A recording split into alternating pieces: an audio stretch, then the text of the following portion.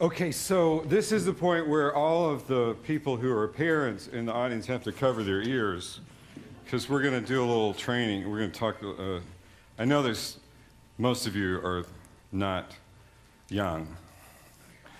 But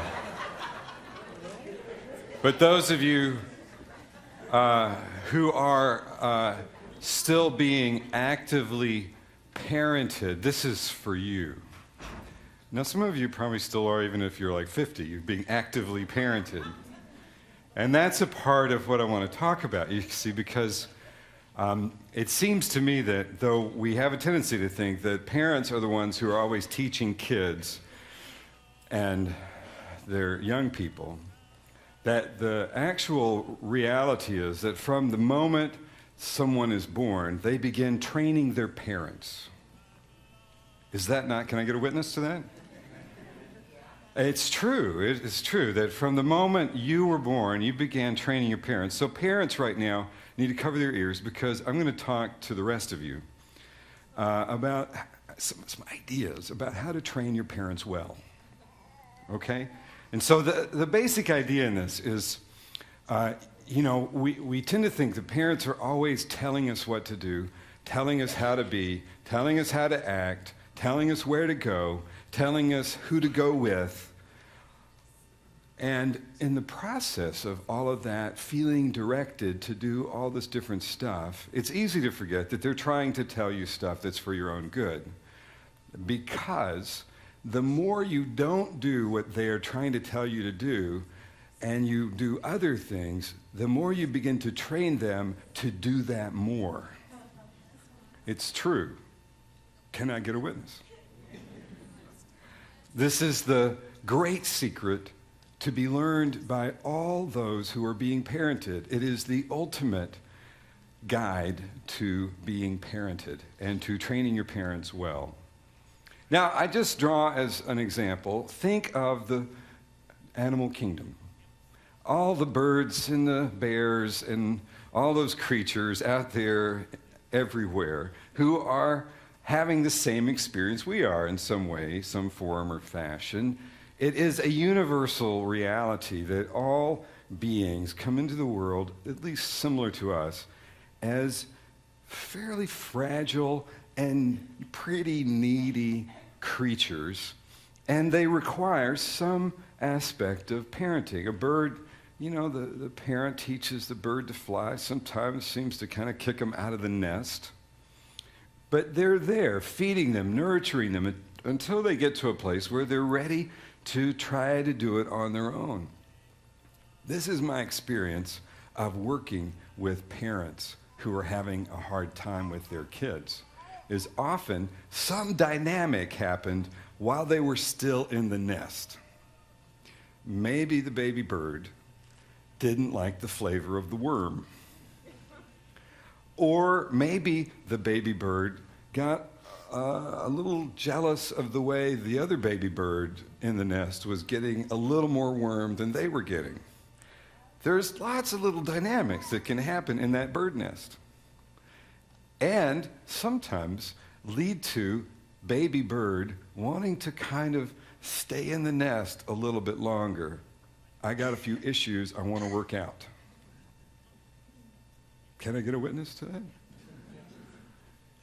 Okay, come on. There's some of you in here that you wanted to stay in the nest a little longer, didn't you? You wanted to get a little more of that nurture that you didn't think you kind of got your fair share of. So there's some dynamics that can happen in the nest that lead us to a place of sometimes requiring of our parents something else, something more, and when we get it or don't get it, we react in ways that sometimes just make it worse because we train our parents. We're training our parents all along how to be our parents. So, for example, when I was a kid, all I wanted when I was about 6 years old was my own bicycle. Why? Because I wanted to run away. Not really, but I wanted to get further away. Nobody else felt this way? I wanted to travel the world, which really meant about 6 blocks. And I wanted to experience a wide variety of experiences that were not available unto my backyard. For instance, the culvert down the block, and particularly the hill about 3 blocks away, which I had experienced only a few times with my parents riding on the back of their bikes at very moderate speeds that didn't seem to quite fit my desires. And so having my own bike is what I wanted more than anything. And so what I began to do was express my desire for my own bike, right?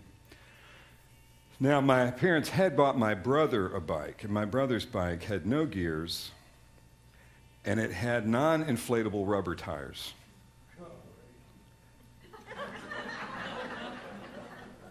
Yes, I am that old. And so the experience of riding his bike was not exactly what I wanted. But what I found was the more I pestered them to get my own bike, the more they finally kind of gave in, and they bought my brother a brand new 3-speed, and guess what I got? Thank you.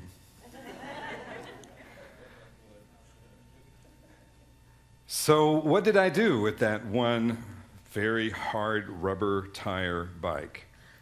Well, as soon as I had a chance, I went to the hill. I got on that hill. I went down it at about what felt like 100 miles an hour. And at the bottom of the hill, I had never quite noticed there was kind of some loose gravel and a necessity to make a hard left. Needless to say, my mother learned some lessons about first aid that day, and I began training her on how to handle a boy who seemed hell-bent on scraping every portion of his body. I experience all of our journey of trying to just be our own person, find our path, find our own journey, as being this kind of dynamic tension between how our parents train us and how we train our parents. And I will tell you, I've worked with so many families and so many young people, and I can hear them calling right to me in my ear right now. I feel their presence with me even in this moment. And that dynamic that happens sometimes, maybe you've seen this, that happens when a few little things seem to go wrong, maybe sibling rivalry or maybe some issue between brothers and sisters, right? And then someone begins to act out of some kind of need for attention, some need for more power, more control, and pretty soon the parents will begin to react to that and begin to, this one of the children now has less freedom, less power. Have you noticed that? So like the more I, as a kid, will be like striving against my parents, the more I set up a scenario in which they start having to feel like they have to strive against me to help teach me how to fit in or how to relate to other people. It's a stuck dynamic, isn't it, that happens for us sometimes. And so what I often will end up saying to 12, 13, 14-year-olds who I'm in the process of trying to support them kind of getting in a better direction in their lives is, what you want, you will have. The question is, how will you have it? If you're 12 or 13 and all you want is more say-so over your life, more sense of freedom to go try out your own hills, there will come a time for you that will happen. And the more you push to make it happen now, the more you see you're training your parents to be more careful, more cautious, more protective. It's the parents' job, of course, it's their job. If you look at all of nature, what's the parent's job? The parent's job is to love their child? Well, in some cases, maybe, but mostly in the animal kingdom, it's to teach the child how to survive. If there's anything a parent owes a child, it's to help them learn what they need to learn to survive. And so when parents experience kids having challenges and they're not accomplishing anything and they're beginning to become really rebellious and pushing back, then parents naturally begin to react with more oversight.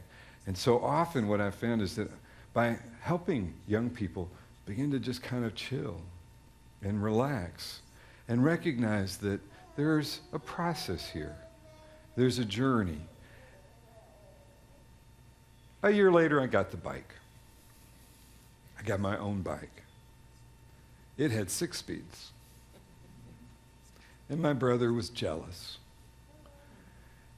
And I learned to be a little bit more responsible, having been grounded from riding bikes for about 6 months. As I began to take more responsibility for my own behavior, my parents didn't feel a need to have to take responsibility for me, of course. And they began to give me more freedom. And by about a year later, I was riding not only just around the block and around the neighborhood, but, I was riding my bike to the store, riding my bike to school, and experiencing a lot more freedom and choice because I hadn't trained my parents to be more involved in trying to keep me safe, because I showed them that I could be responsible and safe. I trained them to trust me. So this is the big secret. Parents, cover your ears. This is just for, and those of you working the cameras, just focus in on my face here for a moment, because I'm going to say something just for those teenagers that are going to tune in and watch this on the internet. You got it? Okay, we're good. Am I this camera right here? Oh, back here. Okay. So pay attention and make sure your parents are out of the room right now when I tell you this. You're training your parents on how to trust you or not. When you train them through showing responsibility that you are trustable, amazing things will happen. First of all, they'll begin to treat you like you were already an adult, and they'll begin to, instead of being authoritarians and bossing you around, they'll begin to make agreements with you about what's supportive for you and for them. And then as you make those agreements and you show you're responsible for those agreements, they'll give you more freedom to take on more responsibility and more responsibility. And pretty soon, you're going to be responsible for your whole life, which in actual truth is what all of the animal kingdom is all trying to do for their kids. And all kids are trying to do in moving in this direction from their parents. Okay, you don't have to zoom in on me anymore. So the idea that I'm suggesting to you young people today is, though it may feel like kind of pushing and pushing and pushing and hating your parents for not giving you what you want now, finding a way to recognize that you really do have a lot of power and control in the way that you decide to live up to their expectations, take on responsibility, and as you show your responsibility, I guarantee you, you'll find yourself moving into more and more freedom and more capacity to do what you want to do and live the way you feel, and you will stay connected in a supportive relationship with your parents. What happens when we don't do that is often we lose the crucial kind of support that we need throughout life to continue to find that kind of nurture that we might want at different times. And the people in our families who can be our best friends and most supportive folks, we want them to continue with us. Now everybody, every family, every sibling, brother and sister are going to have conflicts. It happens all the time. You can't not have conflict, but you can deal with the conflicts in a way that help you learn and train each other to be more trusting and more connected and more loving. What I most want with the family that I live with day to day is an environment where I can be free to say and feel what I feel. And if we have conflict, we find a way to understand and learn from each other. Now, I'm going to talk as a parent. I have raised 2 daughters. That song that Brad sang just a little while ago, I have this close feeling about, because my daughters have been just the most amazing blessing to me in my journey of life. They've trained me. They've trained me to be an adult. When I met my first daughter, she was 5. And she took me from an adolescent 25-year-old to being a person who had to begin to learn how to be responsible and how to support a family. And it trained me in many ways about how to open my heart in ways that I had never allowed my heart to be open before. And I also had to, for the first time as a parent, learn how to have boundaries and say no, because all I wanted was for us to be happy together. But she had other plans. She needed to see how powerful she was and learn how much control she had. And she needed to learn how to manage her own emotions by testing mine. You didn't realize that, parents, did you? That that's what they're doing. They're trying to see and train us. You see, they're trying to learn how to regulate their own emotional states, which can be kind of wild. And so they'll do something kind of wild and see how you react emotionally and then how you manage that emotion. So if I freak you out by showing up an hour late from curfew, how do you manage that feeling? Because I'm trying to learn how to manage it myself. When I set off your embarrassment over something I did at that party you wanted me to go to with you, how do you manage your embarrassment? Because I'm learning from you how to manage my own embarrassment. When I see you getting really, really excited, how do you manage that excitement and not have it pour over into some things that become destructive and non-empathetic with others? How do you modulate your own excitement? I'm watching you. I'm learning from you how to do that myself. Sometimes, as a child, I'll do whatever I need to learn. I will trigger that for you so I can watch and learn. So teach your children well. Teach your parents well. More next week.